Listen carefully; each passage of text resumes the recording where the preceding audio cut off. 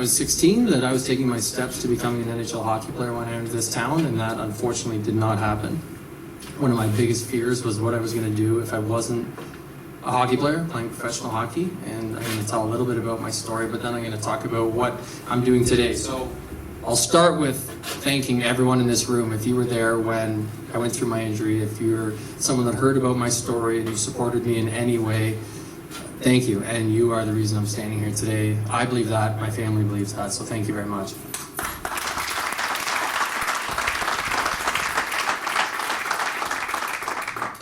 So I go through my injury, I come back, I'm lucky enough to play 3 more years with the Kitchener Rangers.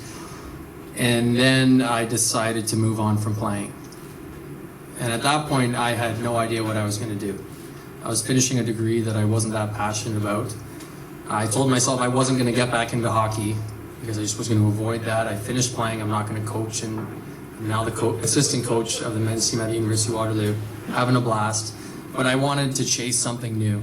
And I realized that's just something I like to do. When I reach something, it's really not even about that. It's just about chasing something bigger than myself. And I think that's because I was always chasing the NHL. And then I realized it really didn't have to do with the NHL. It had to do with chasing something. So I tried a bunch of different businesses. And I have no business background, and I have no business really doing business things, ironically. So I tried, first one was a cleaning company that didn't even get off my computer, which is probably a good thing. It was just a Word document, that didn't work. I tried a fitness program that was awesome. It was a lot of fun. I got to know a lot of people, but the business side of it didn't make any sense. So I had to stop doing that because I was paying to run my own company. So that one didn't work. The list goes on, coffee shops that I wanted to do, so many different things. Again, I didn't realize at the time it was just about chasing something bigger than myself. And one day, one of my best buddies, I ran into at the gym at Laurier, he said, you know what, you should try running a podcast. He said, you love public speaking, you love working through problems, why don't you just start a podcast? So my personality, again, chasing something bigger than myself. I went out to Best Buy the very next day, bought 2 microphones, and put them in my backpack, and went to someone that I knew that had a story. And that was an individual named Nick Nezik, who's local here. I don't know if anyone knows him. He went through cancer twice. And actually, amidst the episode, he talks about, an interesting part of the episode was him on the surgery table the second time when his organs were going to be on the table. The doctor was explaining this to him, and they had to take all the organs out of his chest area. He has a scar all the way down to his belly button so that they could get at the cancer. They need to remove all the organs. And he said while the doctor was walking in the room to tell him that this is what was going to happen, the doctor had Eminem on in his headphones, and the doctor was walking in like this to the surgery table. And then he goes on to explain how he had no option but to accept what was about to happen next. And when we sat down and had that conversation, that's when I realized this was bigger than a hobby. I had no idea where it was going to go, no idea. The best thing was there was no business to it, so I knew, okay, as long as I just set this up, load it up online, that's the only business degree I need to do this. This is I can do this.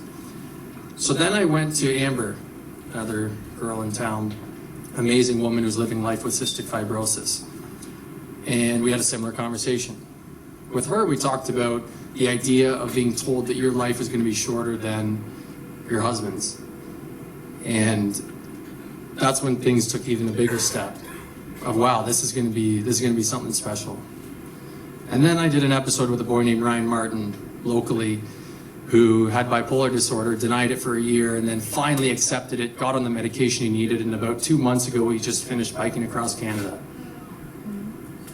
And then the list goes on. Then I decided to do an episode with a woman that had 2 kids, had MS. She was told she would never open a physio clinic, opened a physio clinic, was told she was never going to have kids, had those 2 kids, and then had to tell her husband of 15 years that she was in love with another woman. I did a podcast with a farmer, full-time farmer, runs his own farm, who's also a brain surgeon and did Gord Downey's brain surgery in Kingston. I did an episode with a local oncologist. I wanted to learn about how you deliver poor news to people. And he told me a story about multiple stories where people weren't supposed to make it, but they wanted to see their kids one last time. And he said time and time again, there were people that would prolong their life for those 5 days while they flew from across the world, saw their loved one, and then they passed on. And so things just kept steamrolling, snowballing. Now, to this day, I did an episode with an individual from up north Owen Sound area that was sexually abused by his grandfather growing up. Led him to heroin addiction at the age of 14. He was then in prison. A funny story from his story is that he said he did the most Canadian bank robbery ever. Is that he said he went into this place with a plastic gun, and this was in the States, and held the gun up and demanded all the money in the cash. Can't believe I'm joking about this. And then after the person at the cash gave him all the money, he said, I'm so sorry, I didn't want to do this, I have to do this, I'm so sorry, and then left. And he says it's the most Canadian robbery ever. When I posted his episode online, I got an email from a doctor in Winnipeg, and he said, I work at a church group, and we had this individual that I was working with one-on-one that had an addiction problem, and he stopped showing up. And all I could do was send him messages, and I sent him a link to your episode with that individual that suffered from the drug addiction, who's, by the way, now 11 years sober. And he said he listened to the episode, and he's been back to the church group ever since. So I get emails like that all the time now. It's incredible. This was a hobby that started a year ago. But what I really wanted to leave everyone with is what I've been working on developing or thinking about and ruminating on is why can these people do this? How are these people able to overcome certain things?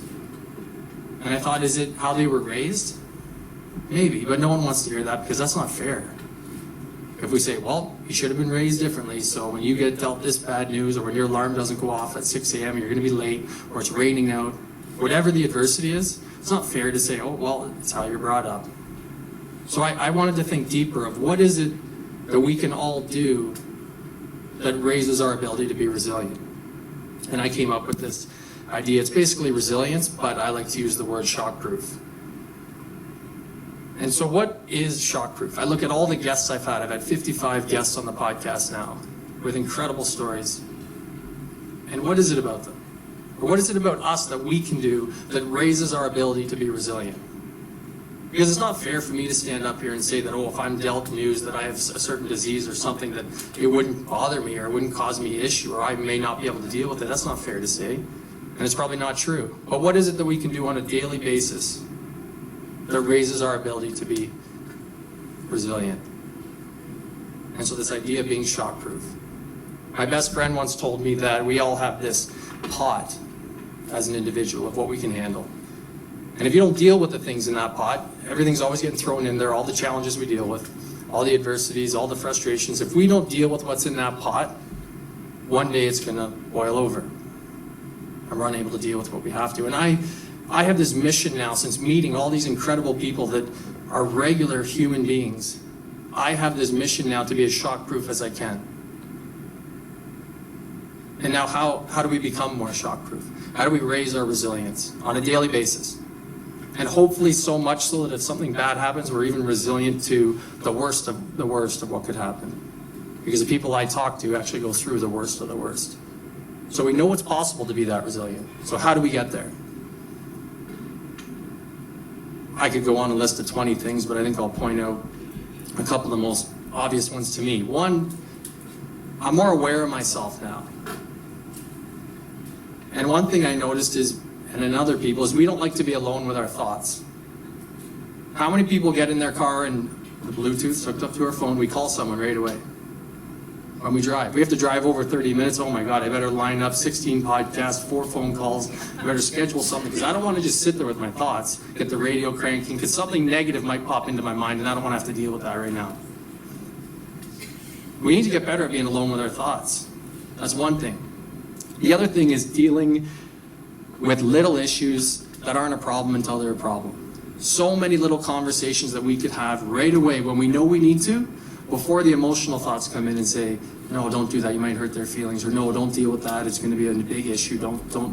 And that sits in the back of our head and becomes a bigger problem.